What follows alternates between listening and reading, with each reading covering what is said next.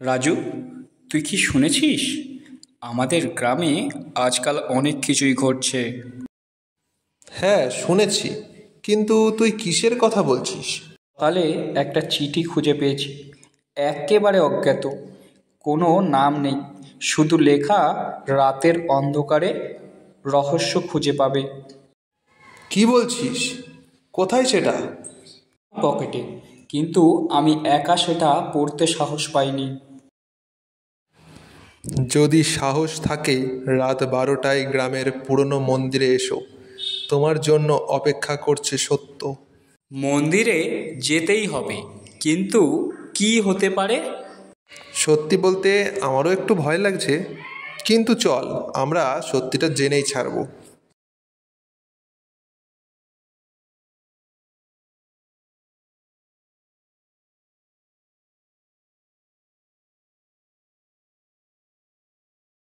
অন্ধকারে কেমন যেন একটা ভৌতিক ভাব আছে। চুপ!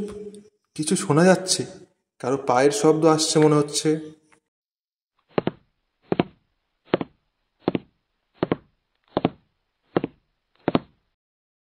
তোমরা সাহসী?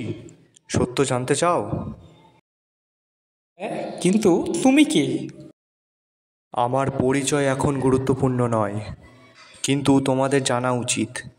এই গ্রামে এক ভয়ঙ্কর রহস্য লুকিয়ে আছে। তুমি কি বলতে চাও? এই গ্রামে এক খুনি আছে, যে প্রতি পূর্ণিমায় একজন করে মানুষকে হত্যা করে। কি বলছো তুমি? এটা কি করে সম্ভব?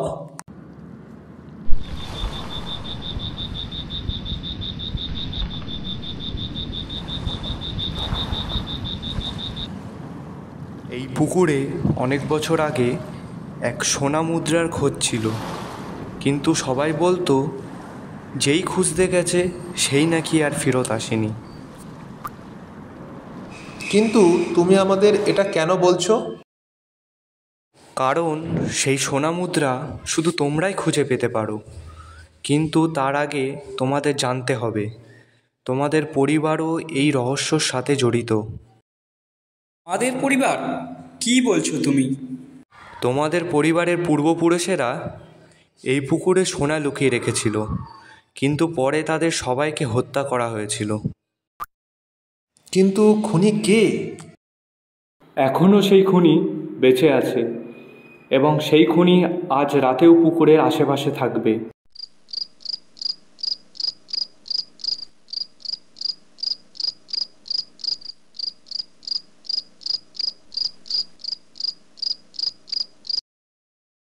এখানে এত অন্ধকার কেন? আমাদের সাবধানে চলা উচিত। তুই ঠিক বলেছিস, আমাদের কোনো কিছুই অবহেলা করা উচিত নয়। চুপ! কেউ আমাদের অনুসরণ করছে। কে হতে পারে? হয়তো খুনি। তোমাদের সাবধান থাকতে হবে।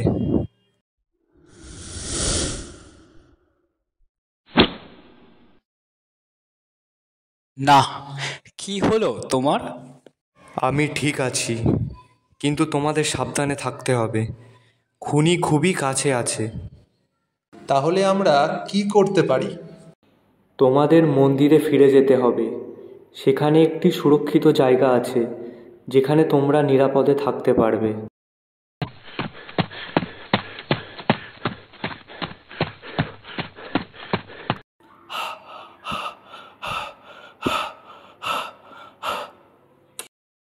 সিন্ধুকের ভেতরে কি থাকতে পারে? চলো, আমরা এটা খুলে দেখি। এগুলো তো সোনা। হ্যাঁ, এবং এই কাগজে কিছু লেখা আছে। এখানে লেখা আছে এই সোনা অভিশপ্ত, যারা এই সোনা নেবে তাদের পরিবারের সকলের একে একে মৃত্যু হবে। তাহলে আমাদের কি করা উচিত? আমাদের এই সোনা ফিরিয়ে রাখতে হবে এবং অভিশাপ মুক্ত করতে হবে।